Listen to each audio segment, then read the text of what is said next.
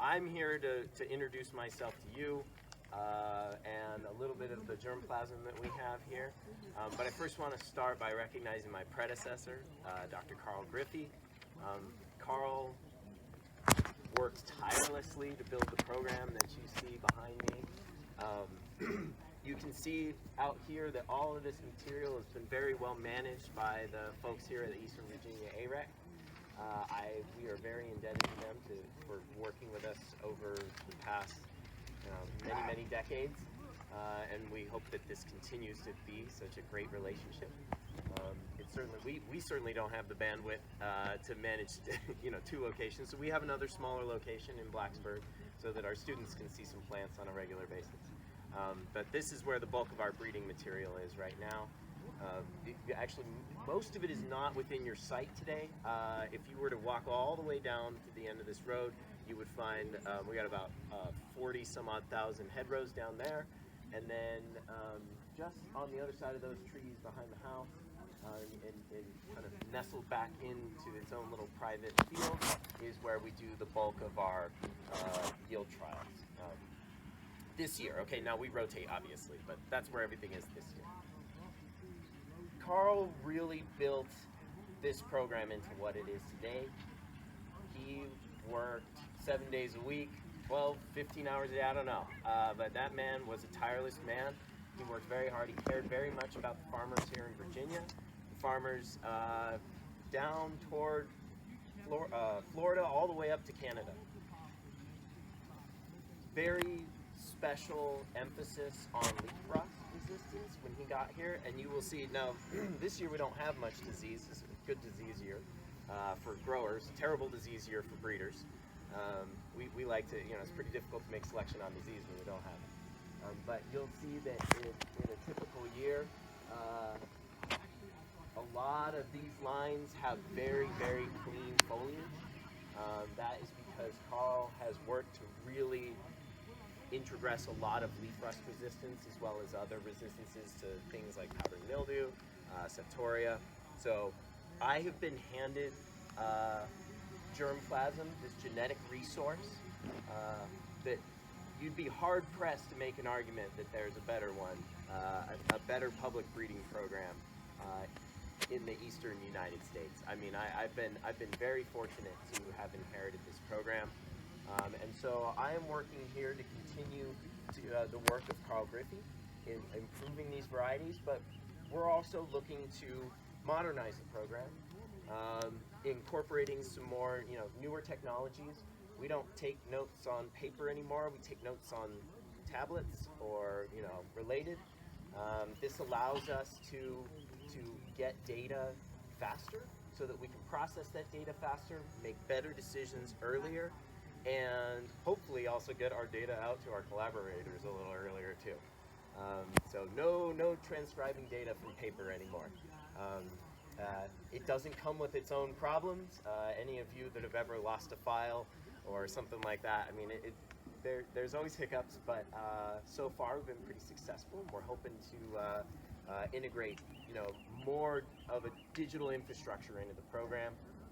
Currently, actually, we just got the server online, I think this week.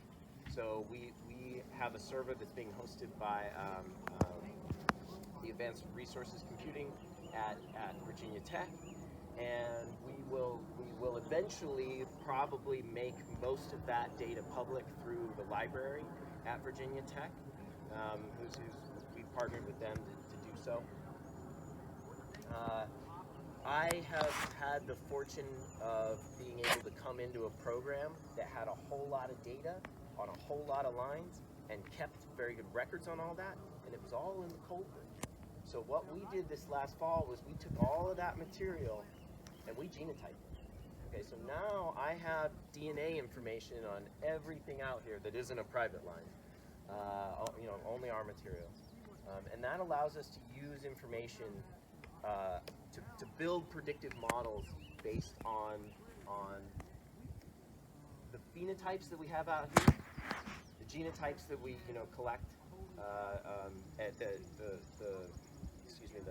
sequencing lab down in North Carolina, and we can build predictive models. So the reason why we want to do that is that we want to start making decisions faster. Okay.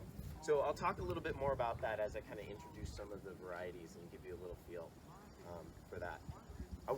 The last thing I want to do before I introduce myself is thank my crew. The folks here, which are, John is our logistics person. He does just about everything. Is here, but got a couple more floating around. New graduate student Amelia over there. She made it to field day, and so I wanted to just thank them. They've been really helpful for me to come in, bringing new methods. They've been very patient, working with me to do things, and we've gotten it all in the ground, and we're set to take it all out of the ground. So I think we're doing okay so far. Anyway, so a little bit about me. My name is Nicholas Santantonio. I did my undergraduate and my master's at New Mexico State University in alfalfa breeding, focusing on drought tolerance. I then drove my old pickup up to upstate New York, where I did a PhD at Cornell University with Mark Sorrells, the small grains breeder. Stuck around to spend some time working on quantitative genetics with Kelly Robbins, who's become a collaborator on projects that we have over there, which you'll see later today. And so now I'm here in Virginia, and I get a lot more sunshine than I did in upstate New York, so I'm a much happier person. So with that, I'm going to just introduce a few of the lines that we have here. This is my first field season. I started in August, so this is my first time seeing them, as it may be for many of you. Clearly, it takes a very long time to get to know all of the genetics very well. Carl had an incredible memory and an incredible eye, and I guarantee you he could walk out here and tell you what all of these are without the sign, or at least a good portion of it. I'm getting there. So anyway, I'm going to talk to you a little bit about some of the stuff we have here. No? Like I said, growing pains, right? Great. So I just want to start by introducing one of the things that we struggle with always is that every year is different. So we use check varieties to kind of give us a feeling for how year to year changes are. A good example is Massey. This was released in the program quite some time ago. I actually don't know the year of release. I would have to look it up, but I think it was well over 10 years ago. I think it's more like 20. This line you can see, is pretty tall, which means it tends to fall over. It also has it's highly susceptible to leaf rust. So this is our leaf rust check. If we don't find leaf rust on Massey, it means there's probably not leaf rust in that area. We spent last week and the week before traveling around the state, going to observe the official variety trial. We found rust on Massey in one location, and boy, did we have to look for it. Very, very, very little disease this year. So this is one of our checks. Hilliard is another public release. Hilliard was released in 2015. Has very broad adaptability. Last year, well, it does vary from year to year, obviously, but this last year did quite well across the Gulf Atlantic nurseries, which includes North Carolina, Georgia, all the way up to Kentucky. So we've got a lot of collaborators on that. It came in first across all. Didn't do the best in any of them, but across all of them did quite well. So this one still, you can see. Well, of course, this is a bad year for it.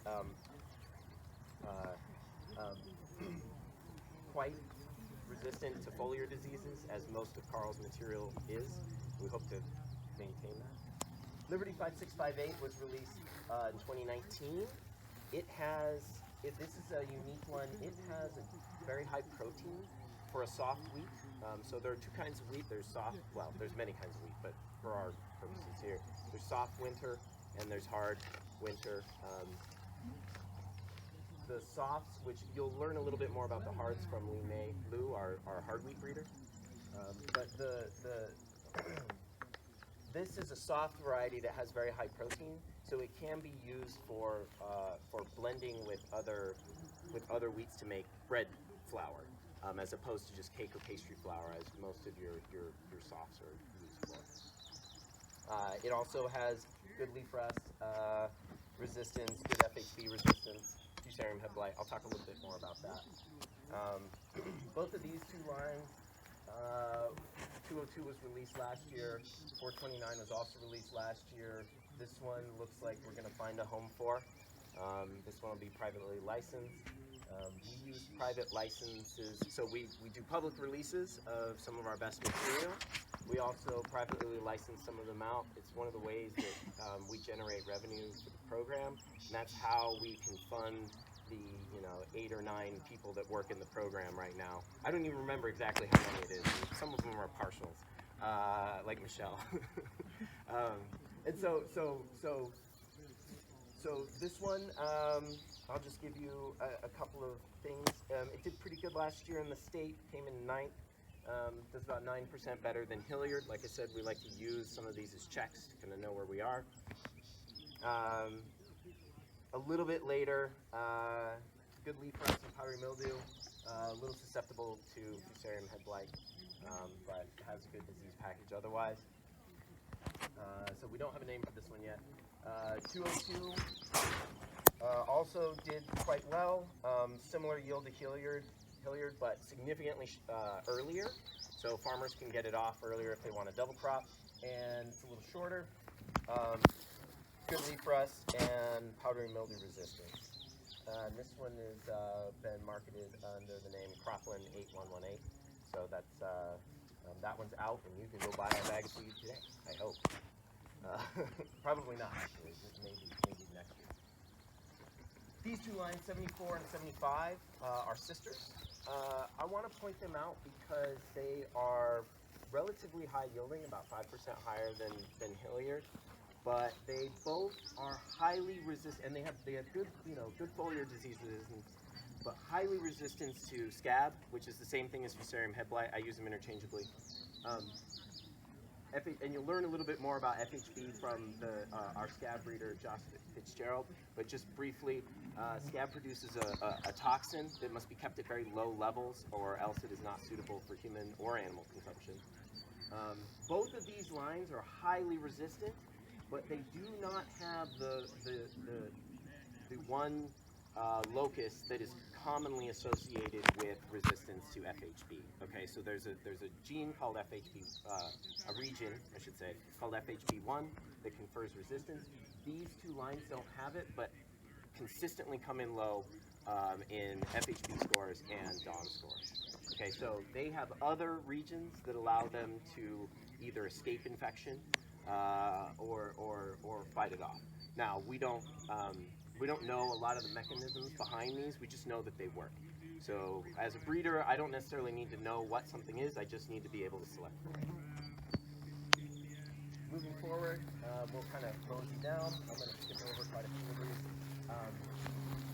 These four are part of markers selection, which Josh will talk about.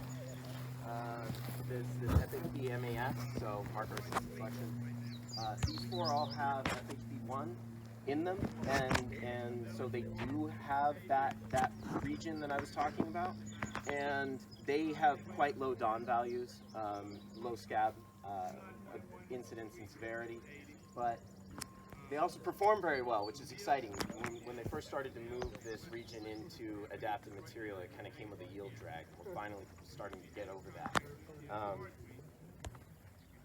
Couple of quick, oh, this thing locked up. Couple of quick stats. 2515 did very well in the state nursery, came in about 29th, but it did quite well in the Gulf Atlantic, so that's that more regional nursery, including many states. I think it came in second. Consistently low DON and good leaf rust and powdery mildew. Yields about, this one is about 6% higher than Hilliard, so that's pretty good. This other one, 3313, it's kind of a similar package. Does a little bit more. than Hilliard. Oh, I gotta double check that. That doesn't look right. About 10% higher than Hilliard in the state test last year. We're hoping that that holds true this year. And again, good leaf rust and powdery mildew resistance. This one's a little bit more susceptible to powdery mildew, and is an awnless type. Moving forward, and I believe, Brian, maybe you would humor me. Is it 023 or 025? Or is it? Do you remember? I think it's, wasn't it 2-3? I think it was 2-3. Yeah. So I'll chat briefly about that. Down here. So high yield, broad adaptation again. This came in first in our Gulf Atlantic test. So great leaf rust resistance, good powdery mildew resistance. Finally, really what I want to point out is the one I'm most excited about, which we're starting to merge in, but I'll just show you this one here, 15 BTK 1-101 order. It came in first in both the Mason-Dixon, which is another regional trial, as well as our advanced nursery last year, and had in our advanced nursery was about 17% higher than Hilliard. So this one is a real racehorse. It does not have FHB1, but it has relatively lower dawn values, which is good, and is a little shorter, has great leaf rust resistance and good powdery mildew resistance. This is one of the ones where we looked at it last year. Last year was its first year in kind of more regional trials. We looked at it and said, look, that looks pretty good. Let's make sure that we put that into breeder seed. So if you were to walk down all the way down to the end of this road, we have all of our hedgerows. In those hedgerows, we have hedgerows we specifically select. So we will come in here, if we think this is a good one, we'll come in here and my crew will come select, me and my crew will come select, say 400 heads out of this. And then we will plant each of those heads in a single hedgerow, and that's how we get a nice, pure sample.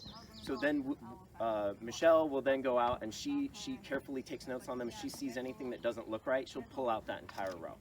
So then we can then bulk the remaining rows that all look the same, and that's how we get our breeder seed. The problem is that this variety, right? So it was here for a year, and then we sent it other places for a year. It did well 2 times in a row. We hope it does well again this year, right? And now we've got breeder seed available for it. That can then go to VCIA, who I forgot to thank earlier, who actually does all of our foundational seed production, right? And then it goes to commercial. But you can see there's many steps, many years to go into this. One of the biggest problems is we don't want to miss that window of opportunity for a variety. So one of the things we're doing is by genotyping most of our soft wheat program, I think almost all of it, I'm working on building predictive models to start helping us make those decisions earlier, right? So I want to make that decision at its first year in yield trials, right? It does really good in yield trials. It's predicted to do good in future trials. That's something that I can say, okay, now that I know that that's going to be good, or I think it's going to be good, I have a good prediction, I can go sample heads for breeder seed this year as opposed to 2 years from now. Okay, so we want to really increase decrease rather the length of the cycle, of the breeding cycle. With that, I'm just going to stop by thanking the folks that we work with. This is a whole lot of work that is done by a whole lot of people. I'm very thankful to have such good collaborators and good folks that work for us. And with that, I will turn it over to Josh to talk to you guys a little bit about Scab.